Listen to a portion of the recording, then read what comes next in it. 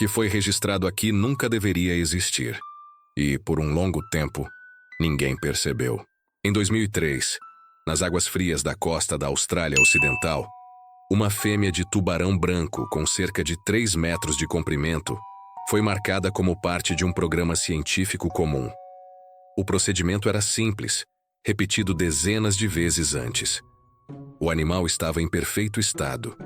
Nenhum ferimento, nenhuma anomalia visível, nenhuma indicação de risco. Era exatamente o tipo de predador que se espera encontrar no topo do oceano. Forte, silencioso e eficiente. Durante semanas, os dados enviados pelo transmissor confirmaram apenas rotina. O tubarão se deslocava ao longo da costa, alternando profundidades rasas e médias, sempre em águas frias. Os gráficos mostravam padrões já conhecidos. Nada fora do normal. Nada que exigisse atenção especial. Para os pesquisadores, aquele era apenas mais um ponto em um grande mapa de movimentos previsíveis. Até que o padrão desapareceu. Não houve falha no equipamento. Não houve perda de sinal. O transmissor continuou funcionando com precisão absoluta. O que mudou foi o que ele passou a registrar. Em um intervalo curto demais para ser ignorado, a temperatura registrada saltou de forma abrupta. Não houve transição gradual. Não houve adaptação ambiental. O sensor saiu do frio constante do oceano e passou a registrar um calor fechado, estável, isolado de qualquer influência externa. Logo depois veio o segundo dado. A profundidade começou a aumentar de maneira agressiva. Não era um afundamento lento. Não era um corpo sem controle descendo pela coluna d'água. O movimento era direto, firme, quase vertical. Como se algo estivesse puxando aquele sensor para baixo com intenção clara. Se esse tipo de registro te prende, vale se inscrever no canal Segredos Ocultos. Em poucos minutos, o transmissor atingiu quase 600 metros de profundidade. Um ambiente onde a luz não chega, onde a pressão transforma erro em colapso, onde quase nada da superfície costuma permanecer por muito tempo. Ainda assim, o deslocamento não indicava desespero. Não havia oscilações caóticas. Não havia tentativas de retorno. O movimento era contínuo, controlado, decidido. A temperatura não caiu. Ela permaneceu elevada. 78 graus. Não era compatível com a água ao redor. Não correspondia a nenhuma corrente conhecida. Não podia ser explicada por fenômenos térmicos naturais daquela região. A essa profundidade, o oceano é frio, silencioso e implacável. O calor registrado ali não vinha do ambiente. Vinha de dentro. Durante dias, o sensor permaneceu naquela condição, cercado por pressão extrema, longe da superfície, com a temperatura estável, constante, como se estivesse protegido do mundo exterior. Não houve novos picos, não houve mudanças bruscas, apenas deslocamentos lentos, profundos, sem urgência. Esse comportamento não indicava luta, não indicava fuga, indicava digestão. Dias depois, o transmissor surgiu em uma praia, inteiro, funcionando, como se tivesse sido devolvido.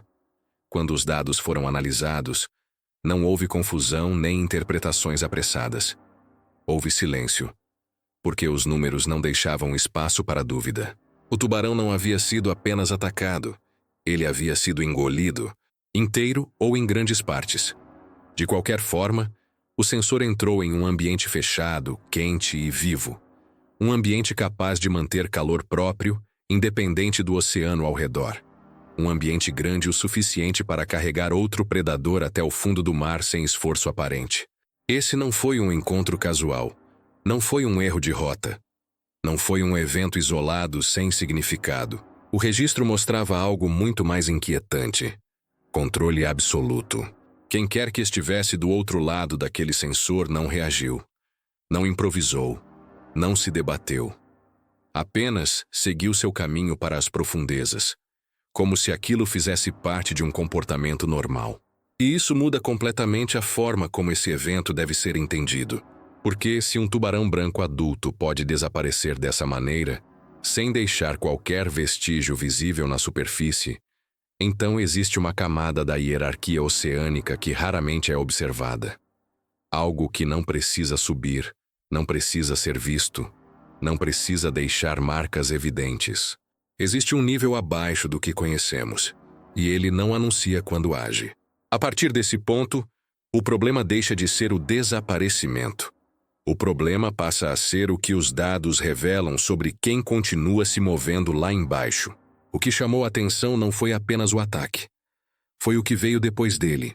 Quando o transmissor começou a descer, a expectativa inicial era simples. Talvez o animal estivesse ferido, perdendo o controle, afundando lentamente até o fundo. Mas os dados não mostravam isso. O movimento registrado não tinha hesitação, nem irregularidade. A descida era firme, contínua, quase reta. Não parecia o resultado de um corpo vencido, mas de algo sendo conduzido. O oceano muda drasticamente à medida que a profundidade aumenta. A poucos metros da superfície, ainda existe luz, cor e movimento. Mais abaixo, tudo desaparece. A pressão cresce rápido. O frio se intensifica. E o ambiente se torna hostil até mesmo para grandes predadores. Ainda assim, o transmissor atravessou essas camadas sem interrupção, como se aquele trajeto fosse familiar. Não houve tentativas de retorno à superfície. Não houve oscilações bruscas. Não houve sinais de desorientação. Isso por si só já eliminava várias possibilidades. Animais feridos tendem a subir. Corpos sem controle afundam de forma irregular. Objetos soltos descem lentamente, em deriva. Nada disso aparecia ali. O que os sensores registravam era um padrão conhecido, mas apenas quando observado em outro contexto. Grandes predadores, após uma refeição extrema, costumam descer para águas profundas. Não para escapar, mas para se isolar. A digestão de uma presa grande exige tempo, estabilidade e baixo gasto energético. O fundo do oceano oferece exatamente isso. A descida continuou até quase 600 metros. Ali, a luz é inexistente. A temperatura externa é baixa. O ambiente é silencioso de um jeito que poucos humanos conseguem imaginar. Mesmo assim, o calor registrado pelo transmissor se manteve constante, como se estivesse protegido por uma barreira invisível. Um espaço fechado, isolado, independente do mundo ao redor. Isso indicava algo importante.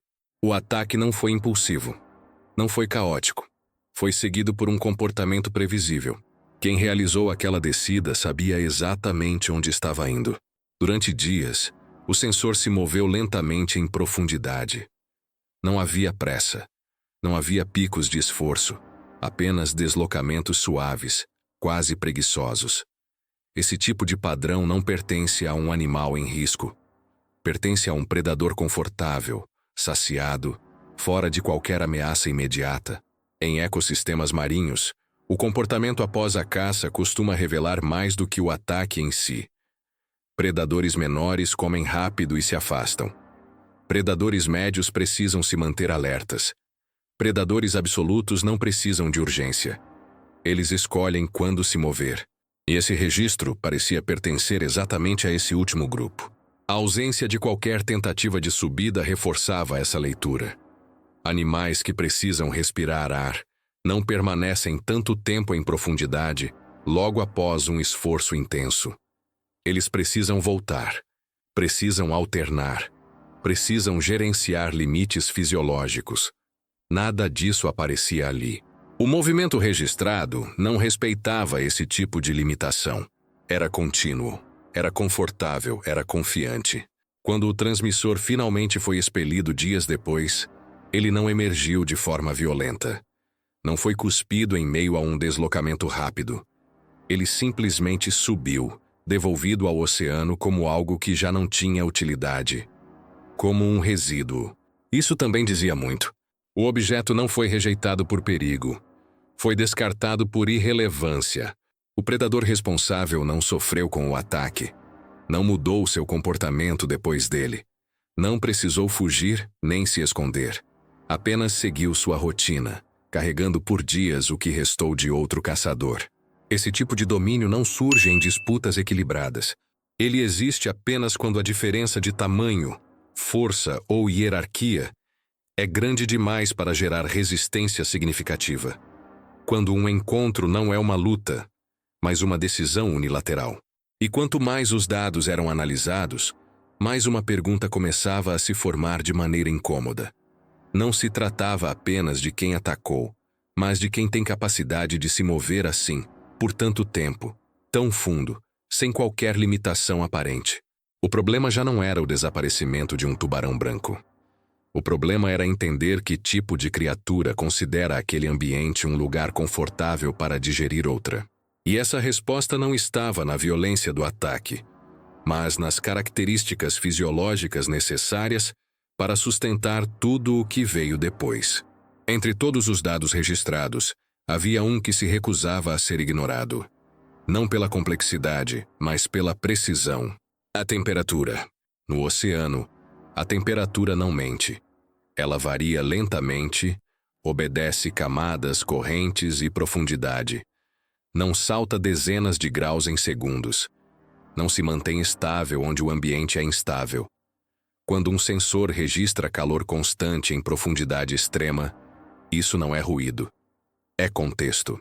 Antes do evento, o transmissor registrava cerca de 8 graus Celsius. Frio comum para aquelas águas. Um ambiente que o tubarão branco domina com facilidade graças à sua fisiologia especial. Mas o salto foi imediato. O frio desapareceu e deu lugar a um calor fechado, uniforme, persistente. Não havia oscilações, não havia picos e quedas. Apenas um valor fixo, como se o sensor tivesse atravessado uma fronteira invisível. 78 graus Fahrenheit. Esse número, isolado, já elimina quase todas as explicações possíveis. Nenhuma corrente quente atinge aquela profundidade. Nenhuma atividade geotérmica conhecida existe naquela área específica. Nenhum fenômeno oceânico natural mantém essa temperatura de forma estável em meio a águas geladas. O ambiente externo não podia produzir aquilo. O calor vinha de um organismo, mas não de qualquer organismo. Peixes comuns não geram calor interno significativo. A maioria dos animais marinhos depende totalmente da temperatura da água ao redor. O interior de seus corpos acompanha o ambiente externo. Se estivessem ali, o sensor estaria frio. Muito frio. Mamíferos marinhos, por outro lado, mantêm temperaturas muito mais altas. Golfinhos, baleias e orcas operam perto dos 37 graus Celsius. Se o sensor tivesse entrado no corpo de um desses animais, o valor registrado seria outro, muito acima do que foi observado. O número simplesmente não corresponde. O intervalo é específico demais para ser ignorado. 78 graus é a faixa exata do estômago de um grande tubarão branco durante a digestão. Não é coincidência. Tubarões brancos possuem um sistema circulatório único que lhes permite aquecer partes do corpo de forma independente. Músculos, cérebro e, principalmente, o sistema digestivo. Esse calor não é excessivo, é funcional. Serve para processar presas grandes de maneira eficiente. O sensor não estava apenas quente. Ele estava na temperatura certa. Além disso, o valor permaneceu estável por dias. Não houve queda noturna. Não houve variação associada ao movimento. Isso indicava que o sensor não estava exposto ao ambiente externo em nenhum momento durante aquele período. Ele permaneceu isolado, cercado por tecido vivo, protegido do frio esmagador do oceano profundo. Essa constatação muda completamente o cenário. Não se tratava de um ataque rápido seguido de abandono. Não se tratava de um ferimento fatal. Não se tratava de restos flutuando. O transmissor foi ingerido e permaneceu dentro de um sistema digestivo ativo por vários dias. O evento não foi caótico. Foi fisiologicamente organizado. O predador que realizou aquilo possuía controle térmico, capacidade digestiva avançada e tamanho suficiente para manter uma presa daquele porte sem dificuldade. Esse dado também elimina explicações fantasiosas. Criaturas míticas não geram padrões fisiológicos coerentes. Erros de equipamento não produzem estabilidade prolongada. O que está ali é um comportamento biológico reconhecível, repetível e documentado em outros contextos. Apenas nunca dessa forma. O número não assusta porque é alto. Ele assusta porque é exato. E quanto mais os pesquisadores analisavam esse valor, mais ficava claro que não estavam lidando com algo desconhecido, mas com algo raramente observado em sua forma mais extrema. Um predador que não apenas caça outros predadores, mas os processa com a mesma eficiência com que a maioria dos animais lida com presas comuns. Nesse ponto, a investigação deixou de procurar monstros imaginários. A pergunta passou a ser outra. Quantos animais realmente existentes possuem todas essas características ao mesmo tempo? Poucos. Todos eles ocupam posições muito específicas dentro do oceano. Antes de avançar, vale uma pausa rápida. De onde você está acompanhando esse caso? Deixa nos comentários a sua cidade e estado. Histórias assim atravessam oceanos, mas sempre encontram alguém do outro lado prestando atenção. Com isso, o mistério começa a se estreitar. As possibilidades diminuem, e o espaço para erro praticamente desaparece. Porque a partir desse ponto, qualquer explicação que ignore esse número está simplesmente errada. Depois que a temperatura foi compreendida, a investigação mudou de tom. Não havia mais espaço para especulação ampla. O número era preciso demais. O comportamento, específico demais. A partir dali, a pergunta deixou de ser o que aconteceu e passou a ser quem tem capacidade de fazer algo assim. O primeiro filtro foi o mais simples. Tamanho. Um tubarão branco adulto de quase 3 metros não é uma presa comum. Ele é musculoso, rápido, armado e altamente sensível ao ambiente ao redor. Para ser dominado de forma tão rápida que não registrasse uma luta prolongada, o predador precisava ser significativamente maior. Não um pouco maior, muito maior. O segundo filtro foi a fisiologia. O registro térmico descartava animais totalmente dependentes da temperatura externa. A criatura responsável precisava gerar calor próprio, ao menos em regiões específicas do corpo. Precisava manter esse calor estável por dias, em profundidade extrema, sem qualquer oscilação. Isso elimina a maioria absoluta dos habitantes do oceano. O terceiro filtro foi o comportamento pós-ataque. O deslocamento profundo e prolongado indicava um animal que não precisava retornar à superfície com urgência. Isso exclui qualquer predador que dependa do ar atmosférico. Não havia pausas, não havia subidas periódicas. O movimento registrado ignorava completamente esse tipo de limitação biológica. Com esses 3 critérios combinados, tamanho, controle térmico e autonomia em profundidade, a lista de possibilidades encolheu drasticamente.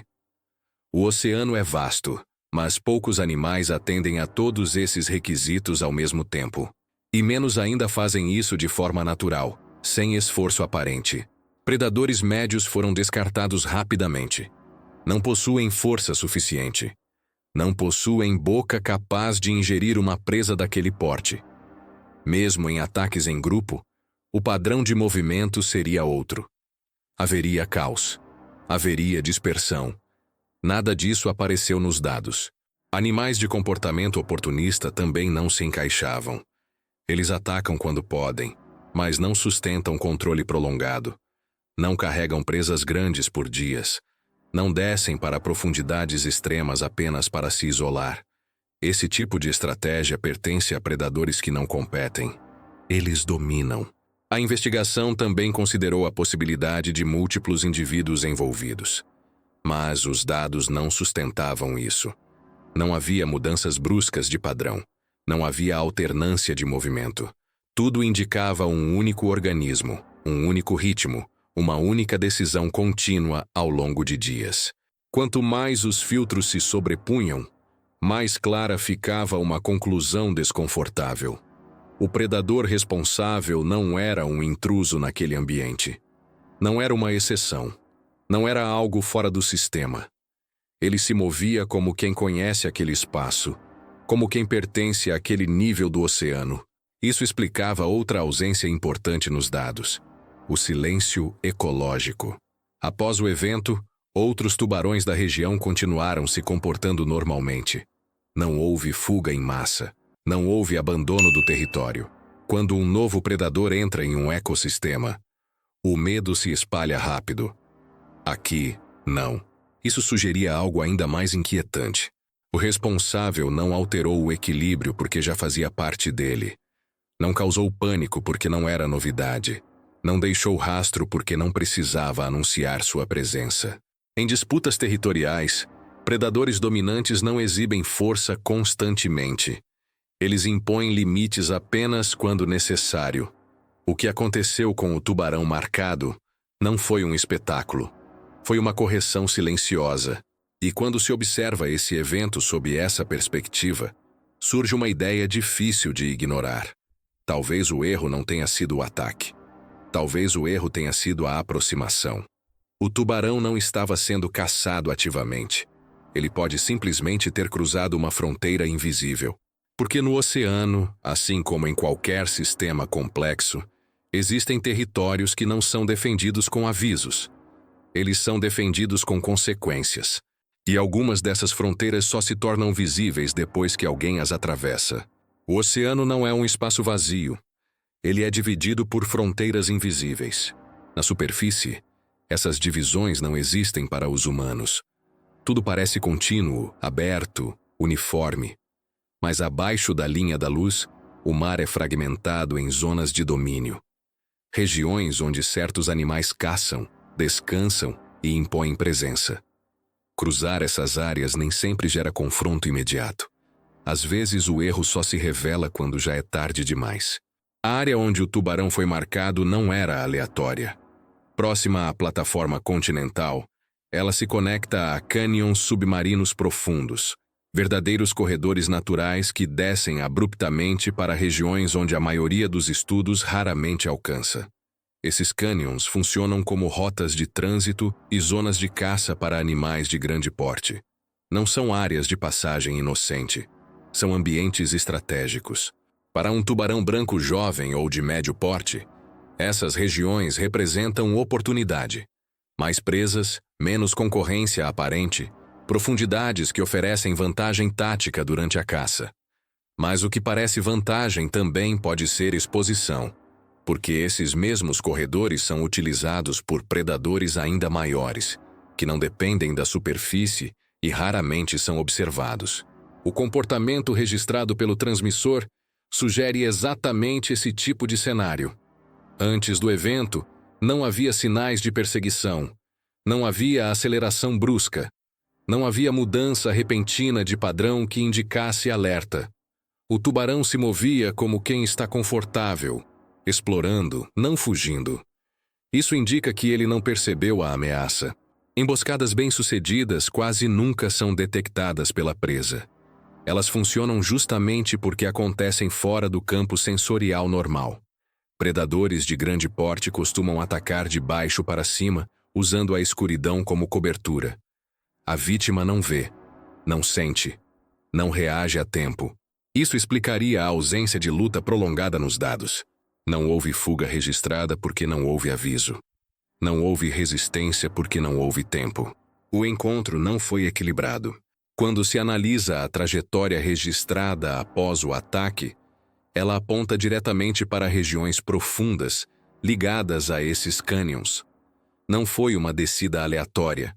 Foi um deslocamento coerente com o relevo submarino, como se o predador estivesse simplesmente retornando ao seu espaço habitual, depois de resolver um problema inesperado. Esse detalhe é crucial. O tubarão não foi levado para longe. Ele foi levado para baixo. Isso sugere que o local do ataque não era o território do predador dominante, mas sua borda, uma zona de transição. Um limite onde erros não são tolerados, mas também não são anunciados. O tipo de lugar onde um encontro não precisa ser repetido para servir de aviso. Essa leitura também ajuda a explicar por que não houve alteração no comportamento de outros tubarões da região. Eles não fugiram porque não presenciaram nada fora do normal. Para o ecossistema, aquilo não foi um evento extraordinário. Foi um ajuste silencioso dentro de uma hierarquia já estabelecida. Predadores dominantes não patrulham constantemente. Eles não precisam. Sua presença é sentida, não vista. E quando agem, fazem isso de forma definitiva, sem alarde, sem deixar vestígios que alterem o equilíbrio geral. O mais inquietante é perceber que, para o tubarão marcado, nada indicava perigo iminente. Ele não estava invadindo deliberadamente. Não estava desafiando.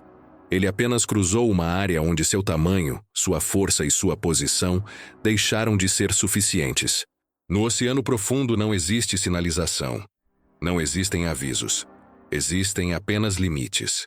E alguns desses limites não são marcados por mudanças visíveis no ambiente, mas por quem já está esperando ali, invisível, imóvel, confortável no escuro. Predadores que não competem pela superfície porque não precisam dela. Quando se entende isso, o desaparecimento deixa de parecer um mistério isolado e passa a se encaixar em algo maior. Um sistema de camadas, onde cada nível sustenta o próximo, e onde o topo visível nem sempre é o topo real. Porque abaixo das áreas que estudamos, existem territórios que raramente devolvem o que tomam. Em algum ponto da descida, o ambiente externo deixou de importar. A pressão aumentava. O frio do oceano se intensificava. A escuridão se tornava absoluta. Ainda assim, nada disso se refletia nos dados do transmissor. O sensor permanecia estável, protegido, envolto por um calor constante que não reagia ao mundo ao redor. Isso indicava algo definitivo. O dispositivo não estava mais exposto ao oceano. Estava isolado dentro de um organismo vivo. Não se tratava apenas de estar dentro de um predador. Tratava-se de estar dentro de um predador que não sentia necessidade de pressa. O ritmo registrado era lento, econômico, quase indiferente.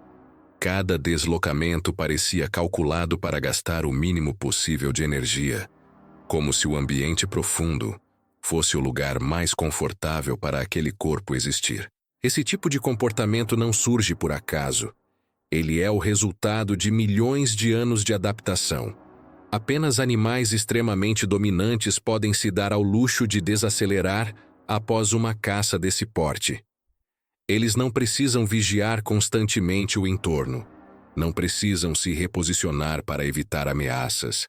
A ameaça, nesse caso, já havia sido eliminada.